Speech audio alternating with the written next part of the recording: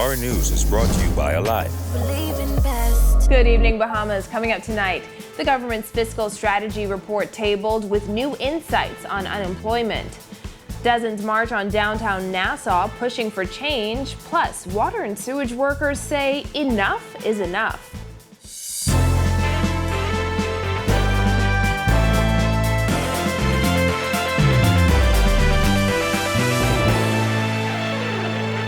Welcome to Our News and thanks for joining us. I'm Christina Dragovich.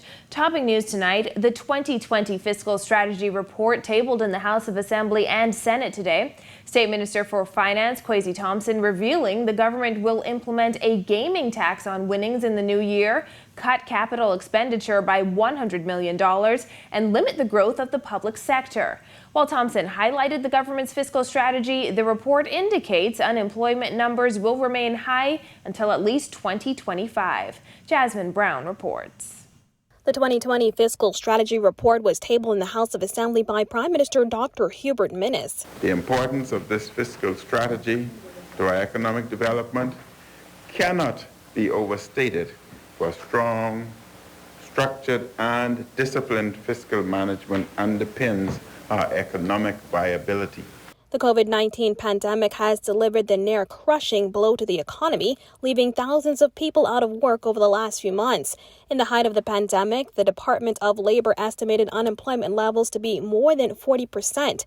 And according to the FSR, unemployment in the Bahamas will likely remain elevated in the medium term. The report noted in its debt sustainability analysis, which uses the IMF's Market Access Country Analytical tool, that unemployment in 2020 is estimated to be at 25.6% and will drop to an estimated 13.5% in 2023. In the Senate, Thompson highlighted the fact that the government has implemented social assistance programs to deal with the unprecedented unemployment numbers. The government has spent over $177 million to the end of October 2020. This value does not include the additional commitment of direct funding in excess of $60 million to support our essential unemployment programs, food assistance programs, and other efforts from November into the new year. Thompson also said the government will implement a gaming tax on winnings in the new year in a bid to increase revenue collection.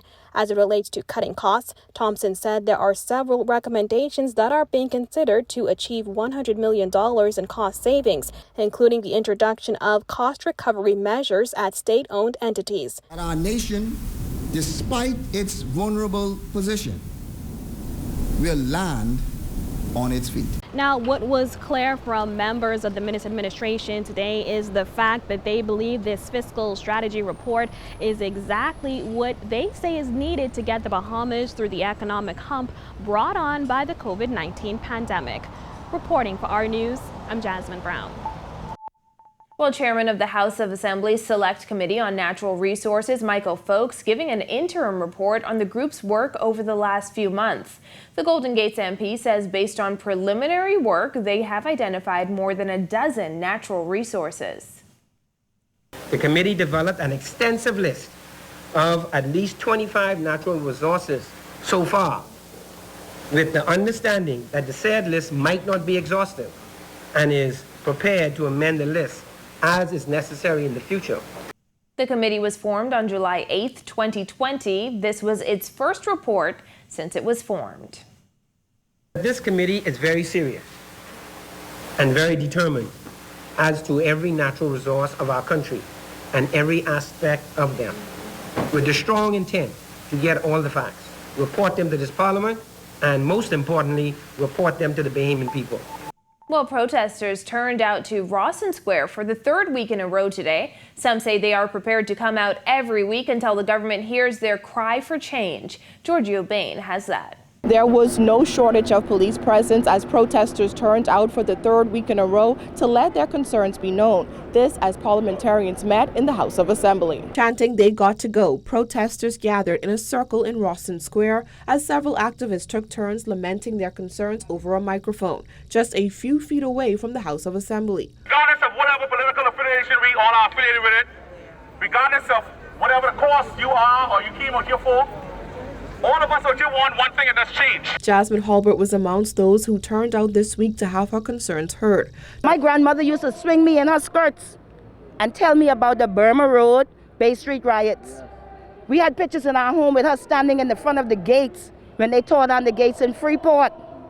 So we have one after the next. This is our time now to fight civil unrest. This protester says he's tired of living paycheck to paycheck and demands that the government fast-track the Sovereign Wealth Fund.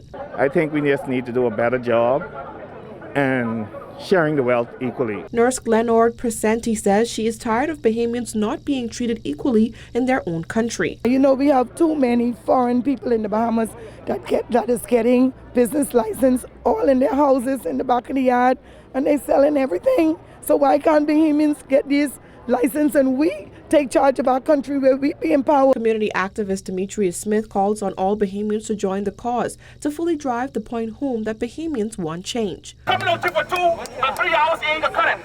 When we come out here, we got to decide to be a job for a whole day. We got to decide to be like the Americans and sit on this floor and sleep. We got to decide this and not give up. Clayton Phillips has been attending the protests from day one. He says he wants to leave a legacy for his children, and he hopes to see that change come from this protest. I felt like far more people would have been there, because at the end of the day, this is for everybody. This isn't like, okay, whoever stood up here to march, they're the only people who are going to get a check. No. Reporting for Our News, I'm Georgie O'Bain. Water and Sewage Corporation employees are on work to rule until their issues are addressed, according to the union president. Kyle Joaquin was there and has more. The morale of the workers has dropped to an all-time low. And what is happening is the people are standing up to say, we can't take no more. The almost 300 members of the Bahamas Utility Services and Allied Workers Union have withdrawn their enthusiasm and are now on work to rule, according to the union's president, Dwayne Woods. This comes after Woods says 35 issues brought forward by the union have yet to be addressed for nearly 2 years. We have 35 outstanding items or matters of industrial nature with the corporation, and the corporation failed to come to the table in more than 20 months for us to resolve them in an effort to frustrate the union. Among the issues, the deferral of Christmas bonus. Woods says employees woke up on December 3rd to word that they would not be getting their Christmas bonus of around $700 this year. The late notice of non-payment is an issue, and the indefinite postponement and deferral of the Christmas bonus is a problem because the person's already spent that. Had we been given notice 2 or 3 months ago and could have planned for this Christmas for our kids and our family, then we see no issue. Christmas bonus is earned every month. If people don't do certain things every month, they lose the money of Christmas bonus. So you didn't earn it. You can't come to somebody on December 3rd without consultation and tell them their Christmas bonus is finished. Wood says as morale is low, the employees feel unappreciated, even after working as essential workers throughout the pandemic and losing 2 of their own. The union has a meeting scheduled with Public Works Minister Desmond Bannister set for Thursday morning, where they hope the issues will be addressed. So we say to him, kudos, we appreciate your meeting and we come in. We'd like for you to fix our issues. I hope that he could be the fix-it man. In the meantime, the union's members have turned in their cell phones and blocked the numbers of the corporation's executives. Wood says they're giving what he calls the Mackle Pine Special. The Mackle Pine Special is basically the withdrawal of enthusiasm. That is the secret for all membership. It's like the lodge.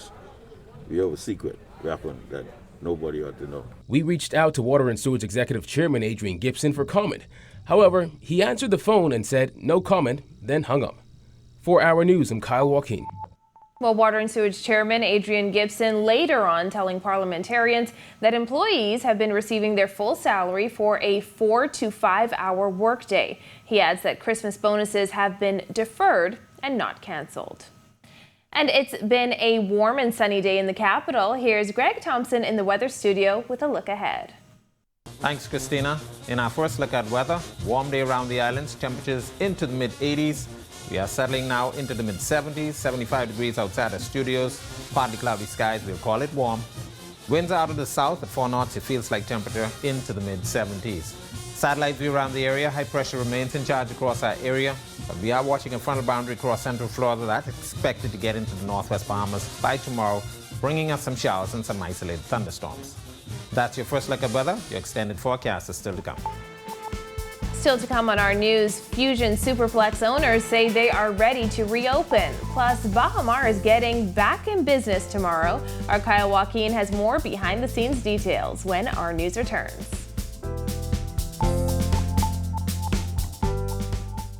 Just when you thought the year would end drought, Rev came through with Magic and Holiday Chill. Our cashback will double, making more spirits rise, with chances to spin and with a dope random prize. The rules are quite simple. You can find them online. Just sign up for Trio and pay your Rev bill on time. Our grocery store dash is sure to bring smiles as 16 lucky winners tear through the aisles. Call 601-8992 or visit rev.vs/promotions to find out how you can win with Rev's Field of Magic giveaway. Rev, you and us, together.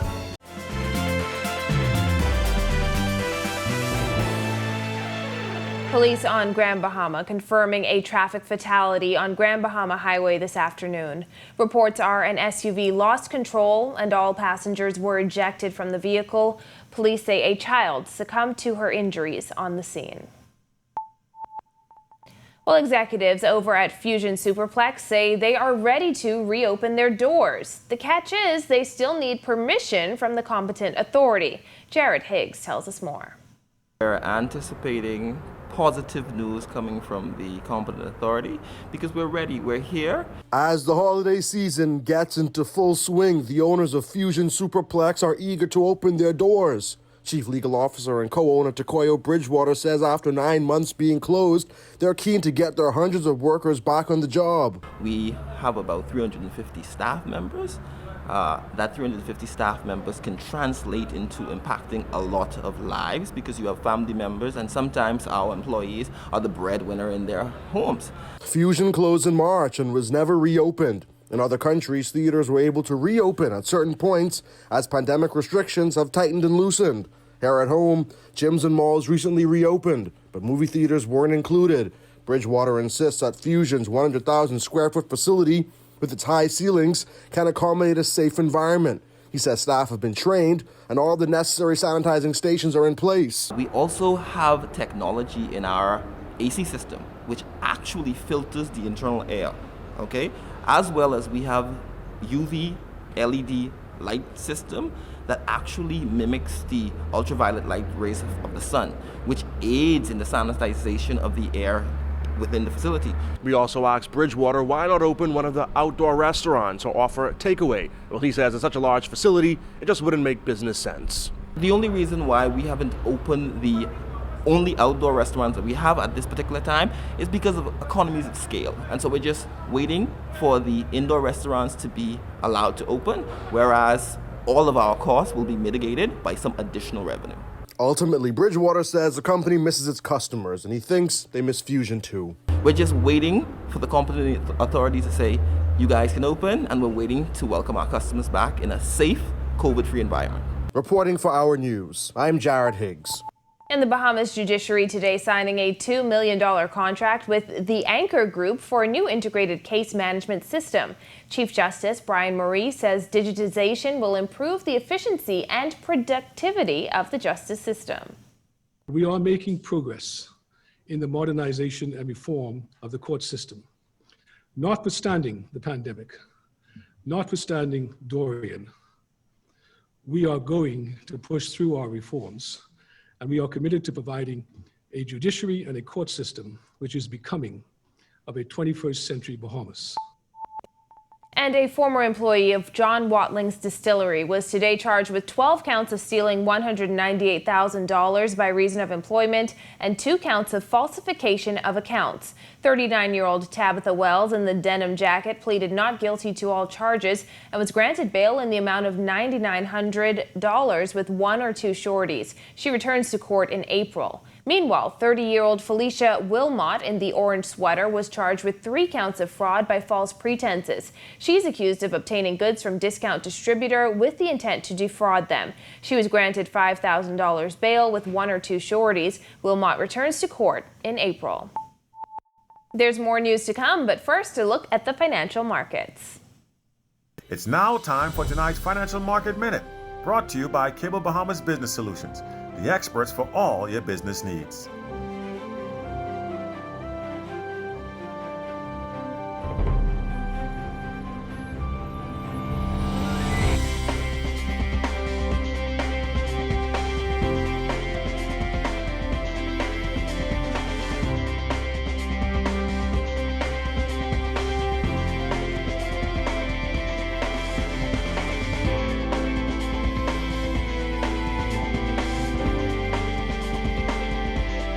This has been your Financial Market Minute. Cable Bahamas Business Solutions, giving you trusted solutions that work for you and your business. Contact us today. Still to come, a closer look at how the rollout of the COVID-19 vaccine will impact the Bahamas. The details when Our News returns. Just when you thought the year would end drought, Rev came through with Magic and Holiday Cheer. Our cashback will double, making more spirits rise, with chances to spin and with a dope random prize. The rules are quite simple. You can find them online. Just sign up for Trio and pay your Rev bill on time. Our grocery store dash is sure to bring smiles as 16 lucky winners tear through the aisles. Call 601-8992 or visit rev.bs/promotions to find out how you can win with Rev's Field of Magic giveaway. Rev, you and us, together.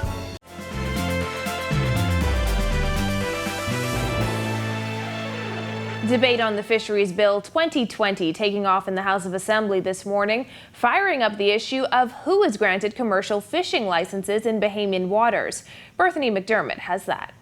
Former Deputy Prime Minister and East Grand Bahama MP Peter Turnquest said he thinks it's a slippery slope to ban foreign spouses of Bahamians from fishing commercially. But Agriculture and Marine Resources Minister Michael Pintar doesn't think so. I believe the country missed an opportunity in 2 referendums on the issue of making sure there's parity between Bahamian men and women. We missed an opportunity. The discussion of the fisheries bill is not the next opportunity to relitigate that particular issue. The matter arose as parliamentarians debated the Fisheries Bill 2020, which among other things seeks to prevent people who are not citizens of the Bahamas from engaging in commercial fishing. The bill, which will repeal the current Fisheries Resources Jurisdiction and Conservation Act 1977, outlines the broad strokes for a new fishing management and conservation regime in the Bahamas. Turnquest said while he supports the bill, this issue is a challenging one. Clearly says in the act that it must be a citizen. Does that mean that spousal permit holders and permanent residents are likewise excluded from being able to fish? And if that is in fact the case, how do we square that with the Constitution and with general human rights? Turnquest questioned if human rights organizations were consulted to ensure that a discriminatory policy against Bahamian women isn't perpetuated. He also questioned if the provision is suggesting that the Immigration Department is unable to police marriages of convenience. The Constitution already has some built-in discriminatory clauses. This seems to be further entrenching that discriminatory clause where we, and I'm going to use we males, are saying to these females that we don't trust you to make a decision about your spouse. Pintard, however, stressed that the fisheries industry should be reserved for Bahamian citizens. There are some carve-outs that we are entitled to, that we're entitled to as Bahamians, and this is one of them. Reporting for Our News, I'm Berthany McDermott. And vaccines for COVID-19 are being rolled out in the United Kingdom, United States, and Canada, 3 key markets for the Bahamas tourism product. Here to talk about some of the opportunities for 2021 is VP of Investments at RF, David Slatter. David? Good evening, and it's great to be here again. Thank you. Now, David, now that people are starting to get the vaccine and major resorts here in the Bahamas are beginning to open up, how do we hope or think that may impact our economy? Well, as you mentioned, I mean, the vaccines are currently being distributed in our key tourist markets. The United States primarily, Canada on a secondary basis, and then the UK. So the successful rollout of the vaccine in those markets and also the continued control of the virus locally through our own efforts are key. In addition to ensuring that the citizens of our key markets are vaccinated and also COVID-free, it's important that they feel safe coming to the Bahamas, and that's where we have our role to play to make sure that we keep the case numbers low. Right, and so how do we look at some of the risks associated with this, as you know, they have their vaccines and we're still waiting to receive ours? Well, I mean, the key risk would be that the distribution of the vaccines are not done as quickly as expected, so that and even with the current anticipated rate of distribution in those markets, we're still looking at April, May, June before they get to the point where they feel they're getting close to herd immunity. So we still have the long term to deal with. It's not going to be over in a matter of months. This is unfortunately for us something that's going to continue on into the second half of 2021. And actually full recovery for the economy, not really until 2023, 2024. That said, we should see gradual and steady improvement as long as we continue to do our part and the vaccine is distributed as anticipated in those markets. Well, thank you so much, David. Leaders around the world and here in the Bahamas are optimistic that we are beginning to see the beginning of the end of the pandemic. Thank you. Thank you. Still to come on Our News, a preview of the tastes of Baha Mar. Stay with us. Just when you thought the year would end drought, Rev came through with Magic and Holiday Chair. Our cashback will double, making more spirits rise, with chances to spin and with a dope random prize. The rules are quite simple. You can find them online. Just sign up for Trio and pay your Rev bill on time. Our grocery store dash is sure to bring smiles as 16 lucky winners tear through the aisles. Call 601-8992 or visit rev.vs/promotions to find out how you can win with Rev's Field of Magic giveaway. Rev, you and us, together.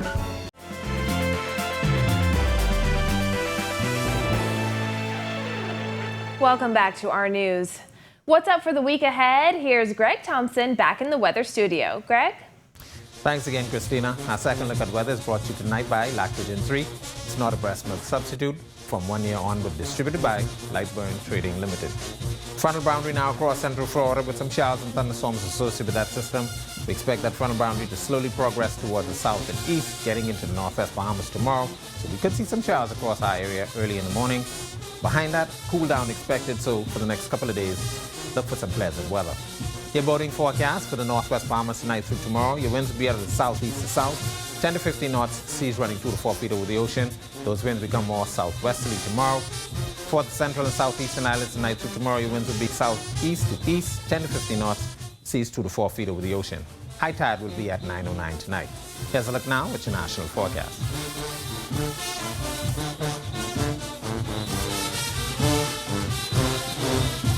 Now we'll look at your extended forecast through Monday.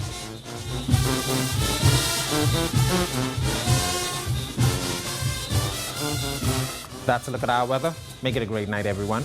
Christina? Thanks, Greg. Well, Baha Mar will open its wide array of dining experiences for locals to enjoy this week. Kyle Joaquin takes us on a tour or a taste of Baha Mar in the series Back to Business.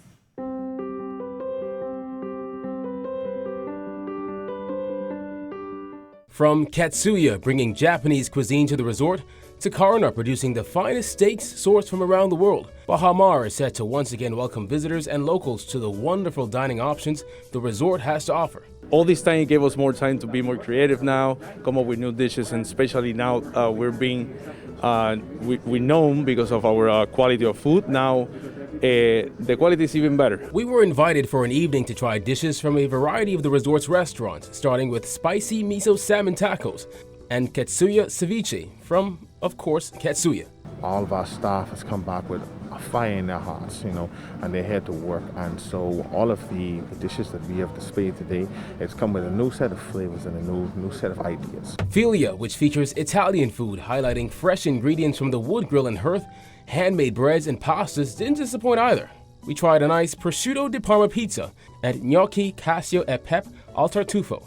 And the chefs say there's a lot more wonderful dishes to try. We bring in a lot of our products from, the majority of our products from Italy, and we try to be authentically rustic Italian food. It was then on to Carno, where we indulged in some roasted beet salad, Chateaubriand, and charred sweet corn, along with the best tiramisu you can find on the island. Our famous steaks is the dry-aged meat, which is, you can find it rare in everywhere. Like, you can find it mostly in the U.S., but in all the islands, it's very rare to have a dry-aged meat. Meat has always been our staple here at Carno.